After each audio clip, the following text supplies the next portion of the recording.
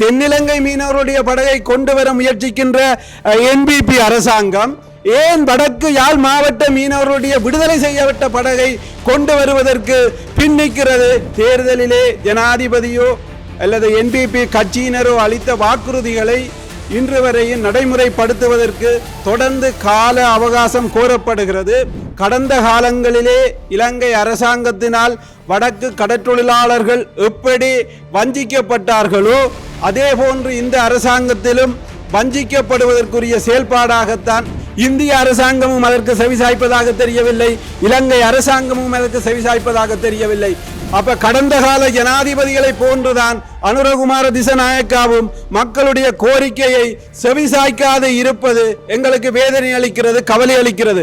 V-Care Hair and Skin Clinic AFT Activated Follicular Transplant என்ற அதிநவீன procedure மூலம் பாதுகாப்பான ஹேர் டிரான்ஸ்பிளான்ட் செய்திட V-Careக்கு கால் பண்ணுங்க. புதிதாக பதவியேற்றிருக்கின்ற NPP என்ற தேசிய மக்கள் சக்தி அரசாங்கம் பதவியேற்றதன் பிற்பாடு ஜனாதிபதியாகவும் அனுரகுமார திசாநாயக்க அவர்கள் தெரிவு செய்யப்பட்டிருக்கிறார். அதனைத் தொடர்ந்து பாராளுமன்றத்திலே 3/2 பெரும்பான்மையோடு அரசாங்கம் அமைந்திருக்கின்றது. அந்த அரசாங்கத்தினுடைய நிலைப்பாடு வடக்கு கடற்றொழிலாளர்கள் தேர்தலுக்கு முன்பு எதிர்பார்த்த நிலப்பாடும் இன்று தேர்தலுக்கு பின்னர் பாராளுமன்றம் 2வது தடவையும் கூடி நிறைவு பெற்றிருக்கின்றது. ஆனால் தேர்தலிலே ஜனாதிபதியோ அல்லது என்பிபி கட்சியினரோ அளித்த வாக்குறுதிகளை இன்று வரையும் நடைமுறைப்படுத்துவதற்கு தொடர்ந்து கால அவகாசம் கோரப்படுகிறது. ஒவ்வொரு வாரங்களிலும் ஞாயிற்றுக்கிழமைகளில் நேரலையில் இணைந்து கொள்வோம் ஊடரப்பு நிகழ்ச்சியின் ஊடாக. இந்த கால அவகாசம் கோரப்படுவது என்பது கடந்த காலங்களிலே இலங்கை அரசாங்கத்தினால் வடக்கு கடற்றொழிலாளர்கள் எப்படி வஞ்சிக்கப்பட்டார்களோ அதே போன்று இந்த அரசாங்கத்திலும் வஞ்சிக்கப்படுவதற்குரிய செயல்பாடாகத்தான் நாங்கள் இதை கருதுகிறோம். உதாரணத்துக்கு நாங்கள் சொல்கின்றோம், அனலதீவைச் சேர்ந்த 2 மீனவர்கள் 6ஆம் மாதம் 10ஆம் திகதி 2024ஆம் ஆண்டு சீரற்ற காலநிலையால் நாகப்பட்டினம் கரையே மீனவர்களால் மீட்கப்பட்டு சிறை வைக்கப்பட்டிருந்தும் கடந்த அரசாங்கமும் சரி இந்த அரசாங்கமும் சரி அதாவது யாழ் மாவட்ட அல்லது வடக்கு மாகாண மீனவர் மீது எந்தவித கரிசனையும் காட்டி விடுதலைக்கு நடவடிக்கை எடுக்கவில்லை. ஆனால் மீனவர்களுடைய தொடர் போராட்டமும் மனிதாபிமான கோரிக்கையும் செவிசாய்த்து அவர்களை இந்த மாதம் அதாவது 10ஆம் மாதம் 30ஆம் திகதி இந்திய தூதரகத்திலே அவர்களுடைய படகுகளுடன் விடுதலை செய்திருக்கின்றது இந்திய நீதிமன்றம். ஆனால் எங்களுடைய வெளிவிவகார அமைச்சோ அல்லது எங்களுடைய கடத்தொழில் அமைச்சோ இன்று வரைக்கும் அவர்களுடன் கரிசனை காட்டாது படகை இந்தியாவிலே விட்டுவிட்டு மீனவர்களை மட்டும் இங்கே அனுப்புவதற்கு உரிய முயற்சியை செய்கின்றது. நாங்கள் கேட்கின்றோம், வடக்கு கடற்றொழிலாளர்களுடைய பிரச்சினையிலே தொடர்ந்து இலங்கை அரசாங்கமும் கடற்றொழில் அமைச்சும் பாராமுகமாக இருந்து செயல்படுவதற்கு இது ஒரு உதாரணமாக இருக்கின்றது. என்றால் நீதிமன்றத்தால் விடுதலை செய்யப்பட்ட படகை இலங்கைக்கு கொண்டு வாரத்திற்கு ஏன் இலங்கை அரசாங்கம் பின்னிக்கின்றது? வெளிவிவகார அமைச்சு ஏன் பின்னிக்கின்றது? நாங்கள் வேறு நாட்டுக்குரிய மீனவர்களா அல்லது இலங்கை மீனவர்களா? நாங்கள் இலங்கை மீனவர்கள் என்ற ரீதியிலே தான் வெளிவிவகார அமைச்சுக்கும் சரி கடற்றொழில் அமைச்சுக்கும் சரி. உதாரணத்துக்கு 10ஆம் மாதம் 5ஆம் தேதி மாண்புமிகு ஜனாதிபதி அவர்களுக்கு ஊர்காவற்றுறை பிரதேச செயலர் ஊடாக எழுத்து மூலமாக நாங்கள் கடிதம் வழங்கி இருக்கின்றோம். இன்று 1 மாதமும் 3 நாட்களும் கடந்து கூட ஜனாதிபதியிடம் இருந்து ஒரு பதிலும் பெறவில்லை. அப்ப கடந்த கால ஜனாதிபதிகளை போன்றுதான் அனுரகுமார திசநாயக்காவும் மக்களுடைய கோரிக்கையை செவிசாய்க்காது இருப்பது எங்களுக்கு வேதனை அளிக்கிறது, கவலை அளிக்கிறது. ஆனால் இந்த விஷயத்திலே கடற்றொழில் அமைச்சு கரிசனை காட்டி அந்த மீனவர்களை படகுடன் இலங்கைக்கு அனுப்ப வேண்டும். இல்லை என்றால் எதிர்காலத்தில் மீனவர்களுடைய மனநிலையிலே மிகப்பெரிய மாற்றங்களை உருவாக்கும். ஏனென்றால் தென்னிலங்கையைச் சேர்ந்த படகுகள் நேற்று முன்தினம் இந்தியாவின் கொச்சி துறைமுகத்திலே இருந்து 3 படகுகள் இலங்கைக்கு கொண்டு வரப்படுகிறது. அப்ப தென்னிலங்கை மீனவருடைய படகை கொண்டு வர முயற்சிக்கின்ற என்பிபி அரசாங்கம் ஏன் வடக்கு யாழ் மாவட்ட மீனவர்களுடைய விடுதலை செய்யப்பட்ட படகை கொண்டு வருவதற்கு பின்னிக்கிறது அல்லது மௌனம் காக்கிறது? அதே போன்றுதான் கடந்த காலங்களிலே இந்தியாவிலே கைது செய்யப்படுகிற வடக்கு மாகாண மீனவர்களுக்கு இலங்கை அரசாங்கம் அந்த விமான சேவைக்கான பயண பணத்தை செலுத்தி அவர்களை இங்கே கொண்டு வந்த வரலாறு கடந்த காலங்களிலே நடைபெற்றிருக்கிறது. அதை இந்த வடக்கு மாகாண கடற்றொழிலாளர் இணையம் கடந்த கால அரசாங்கத்துக்கும் அமைச்சருக்கும் நிர்பந்தம் கொடுத்து அதை நிறைவேற்றி இருக்கிறது. ஆனால் இந்த அரசாங்கம் அதையும் கைவிட்டு, ஏனென்றால் இது வடக்கு மீனவர்கள் என்ற ரீதியிலே அந்த விஷயத்திலும் புறக்கணித்து அந்த மீனவர்களுடைய குடும்பத்தாரிடம் காசை கேட்கின்றார்கள். அந்த குடும்பத்தார் 6 மாசம் தொழில் செய்ய இல்லை, அவர்கள்ட்ட எங்க இருக்கும் காசு? அப்ப இலங்கை அரசாங்கத்தின் நிலப்பாடு என்ன? அதே போன்றுதான் பாராளுமன்றத்திலே அதாவது நீதி ஒன்று ஒரே நாடு ஒரே சட்டம் என்று கூறுகின்ற ஜனாதிபதியும் என்பிபியை சேர்ந்த 159 பேரிடமும் நாங்கள் கேட்கின்றோம். வடக்கு மாகாணத்திலே 2017ஆம் ஆண்டு 11ஆம் இலக்க சட்டத்தை ஏன் நடைமுறைப்படுத்தவில்லை? புத்தளம் மாவட்டம் கல்பட்டியில் கடந்த 2 வருடங்களாக அது நடைமுறையிலே இருக்கின்றது. அப்ப இதுல என்ன நீதி இருக்கு? என்பிபி அரசாங்கமும் கடந்த அரசாங்கங்கள் செய்தது போன்று வடக்கு மீனவர்களை வஞ்சிக்கின்றதுக்கு உதாரணமாக பல செயல்பாடுகள் இருக்கின்றது.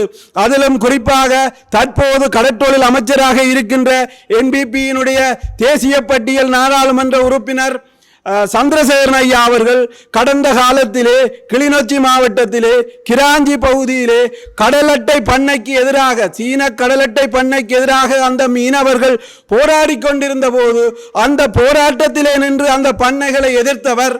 ஆனால் இன்று வரைக்கும் பாராளுமன்றத்தை சுத்தம் செய்வேன் என்று கூறியவர்களிடம் வடக்கு கடற்றொழில் சமூகம் விட்ட கோரிக்கை பொருத்தமற்ற பாரம்பரிய சிறு மீனவருக்கும் கடல் சூழலுக்கும் பொருத்தமற்ற சீன கடல் அட்டை பண்ணையை அகற்றுவதற்கு நாங்கள் பலமுறை கோரியும் கடந்த அரசாங்கத்தில் எப்படி 500க்கும் மேல சட்டவிரோத அனுமதியற்ற சூழலுக்கு பாதிப்பான கடல் அட்டையை செய்து கொண்டிருந்ததோ அதே செயல்பாட்டை புதிதாக பதவியேற்றிருக்கும் கடற்றொழில் அமைச்சரும் அதிகாரிகளும் செய்கின்றார்கள்.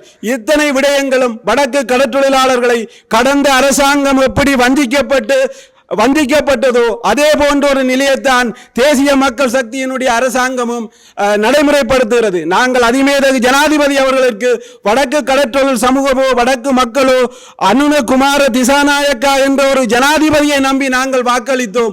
ஆனால் அந்த வாக்களிப்புக்கு நீங்கள் கூறியது போன்று வடக்கு கடற்றொழிலாளர்களுடைய பிரச்சனையை இந்த வருடத்திற்கு முன்பு சட்ட ரீதியாக இருக்கிற விடயங்களை நாங்கள் நடைமுறைப்படுத்துமாறு கோருகின்றோம். உங்களை சட்டத்துக்கு மாறாகவோ அல்லது சட்டத்துக்கு புறம்பாவோ எந்த ஒரு விஷயத்தையும் வடக்கு கடற்றொழிலாளர் இணையம் செய்வதற்கு உங்களை திணிக்கவும் இல்லை. சட்டத்திலே பாராளுமன்றத்திலே உருவாக்கப்பட்ட சட்டங்களை நீங்கள் நடைமுறைப்படுத்துவதற்கு ஏன் காலதாமதம்? இந்த காலதாமதமானது வடக்கு கடற்றொழிலாளர்களுக்கு மிகப்பெரிய சந்தேகத்தையும் பாரிய எதிர்பார்ப்பையும் சீர்குலைக்கிற ஒரு நிலையாகத்தான் இருக்கின்றது என்ற செய்தியை நாங்கள் கூறுவதோடு அதே போன்றுதான் எங்களுடைய தமிழ்நாட்டிலே ராமேஸ்வரத்திலே இலங்கை கடலுக்குள்ளே அத்துமீறி மீன்பிடித்த மீனவர்களை இலங்கை கடற்படை கைது செய்கின்றது. கைது செய்ததற்கு நிகராக ராமேஸ்வரத்திலே நீங்கள் போராட்டத்தை மேற்கொள்கிறீர்கள். நீங்கள் எல்லைக்குள் வராமல் அல்லது இந்த இழுவை மடியை முற்றாக நிறுத்திவிட்டு நீங்கள் உங்களுடைய போராட்டத்தை செய்யுங்கோ. அந்த போராட்டம் நியாயமானது. இந்த சட்டவிரோத தொழிலை எங்களுடைய வளத்தையும் எங்களுடைய வாழ்வாதாரத்தையும் அழித்துக் கொண்டு மீண்டும் அழிப்பதற்கு நீங்கள் போராட்டம் செய்வது எங்களுக்கு கவலை அளிக்கின்ற ஒரு விஷயமாக இருக்கிறது. நாங்களும் வடக்கு கடற்றொழிலாளர்கள் என்ற ரீதியிலே எங்களுடைய வளம் எங்களுடைய பாதிப்பை இலங்கையிலே யாரும் கண்டுகொள்ளவில்லை.